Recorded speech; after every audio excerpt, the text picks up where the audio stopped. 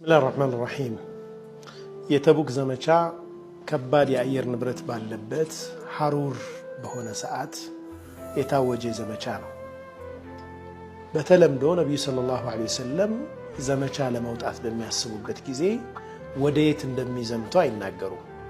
ምናልባትም ከሚዘምቱበት ተቃራኒ የሆነ መረጃም እንዲሰራጭ ሊያደርጉ ይችላሉ። ይህ የጦር ስልት ነው። ነገር ግን ተቡክ በጣም ከባድ ዘመቻ ስለሆነ መንገዱ ከባድ ስለሆነ ዝግጅት ስለሚፈልግ 360 ኪሎ ሜትር ርቀት ላይ ከመዲና የሚገኝ በመሆኑ ነብዩ ሰለላሁ ዐለይሂ ወሰለም ለሰሐቦቻቸው የት እንደሚሄዱም ተናግረዋል። ዝግጅት እንዲያደርጉም ተናግረዋል። ለየት የሚያደርገው የተቡክን ዘመቻ በይተል ማል ወይም የሙስሊሞች ግምጃ ቤት በቂ ገንዘብ የሌለበት ለዘማቾቹ ሊሆን የሚችል ስንቅና ትጥቅ ማሟላት የማይቻልበት ሁኔታ ውስጥ ነበሩ። ለዚህም ነው በታሪክ ጸሐፊያን ዘንድ ጀይሹል ዑስራ ወይም የችግር በፈተና ውስጥ ያለፈ ሰራዊት ተብሎ የሚታወቀው ማለት ነው። ፈተና ያለበት ችግር ያለበት ዘመቻ ነው። ማንም ዘመቻ ችግር ቢኖርበትም ግን ተቡክ ደግሞ ይለይ ነበር።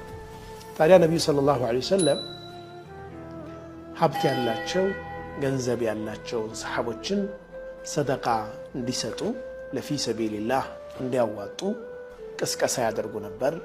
መዲና ላይ መስጂድ ላይ ቁጭ ብለው የሚሰደቀውን ወይም የሚነየተውን እየሰበሰቡ ባሉበት ዑስማን ብን አፋን ረዲየላሁ ዐንሁ ስጦታ ይዘው መጡ፣ ወይም ሰደቃ ይዘው መጡ። ፊ ሰቢልላህ የሚሰጡትን ስጦታ ይዘው መጡ። የዑስማን የተለየ ነበር። ያ ቀን የዑስማን ቀን ነው። ምንድነው ያመጡት? 900 ግመሎች፣ 50 ፈረሶችና 1000 ዲናር ወርቅ ነው ይዘው የመጡት ዑስማን ብን አፋን። በጣም ትልቅ ስጦታ ነበር። ለሰራዊቱ በቂ የሆነ አቅም ነበር ይዘው የመጡት ዑስማን ብን አፋን።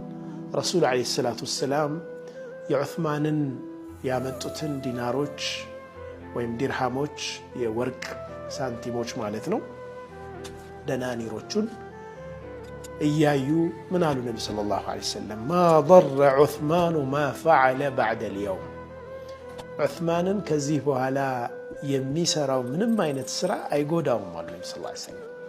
ዘግቷል ማለት ነው ዑስማን። እዚህ ላይ ቆም ማለት የሚፈልገው አላሁ ስብሓነሁ ወተዓላ የሰጠንን ኒዕማ በዛው ኒዕማ ውስጥ ነው አስተዋጽኦአችን ከፍ ማለት የሚገባው። ሀብት ያለው ሰው ምንም እንኳ ለይል ሰላት መስገድ ትልቅ ዒባዳ ቢሆንም የሱ ዋነኛ ዒባዳ ግን ገንዘቡን አላሁ ስብሓነሁ ወተዓላ በሚወደው መንገድ ወጪ ማድረግ ነው። በሚሰግደው ለይል ሰላት ተጽናንቶ ገንዘቡን ማከማቸት የለበትም፣ ወይም ያ ሊያታልለው አይገባም። የሱ ዒባዳ ገንዘቡ ላይ ይሆናል ማለት ነው።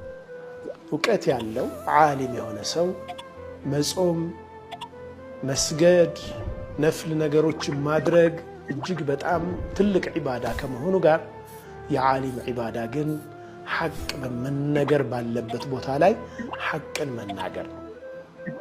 ኢማም አሕመድ ረሒመሁላህ ከመእሙን ጋር በነበራቸው ትንቅንቅ ቁርአን መክሉቅ ነው የሚለውን አስተሳሰብ ለህዝብ ለመጫን በሚሞከርበት ጊዜ አልቁርአኑ ከላሙላህ የአላሁ ስብሓነሁ ወተዓላ ንግግር ነው መክሉቅ አይደለም የሚለውን አቋም ይዘው ኢማም አሕመድ ያን ሁሉ መከራ ባይከፍሉ ኖሮ የእስልምና እምነት አሁን ባለበት ደረጃ ዓቂዳው ተጠብቆ ሊቆይ ስለመቻሉ በጣም አጠራጣሪ ነበር።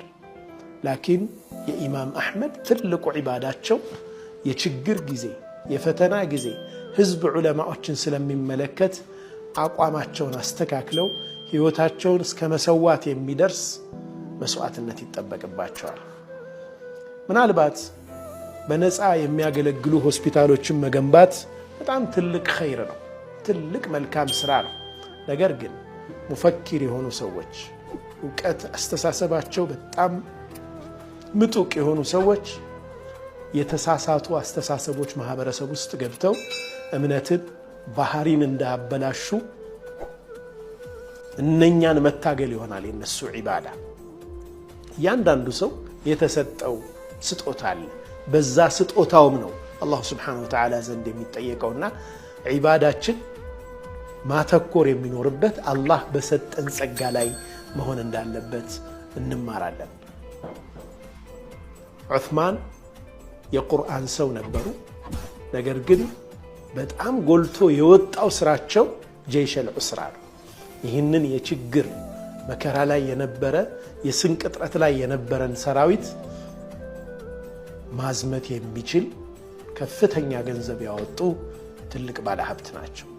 ሁላችንም አላህ Subhanahu Wa Ta'ala የሰጠንን ጸጋ ለይተን ማወቅ ዒባዳችን በዋነኝነት ማተኮር ያለበት ያ ጸጋችን ላይ መሆን ይኖርበታል ማለት ነው። ሰለላሁ ዐለይሂ ወሰለም ወባረከ ዐላ ሰይድና መሐመድ ወዐላ አሊሂ ወሰህቢሂ ወሰለም። አላሁ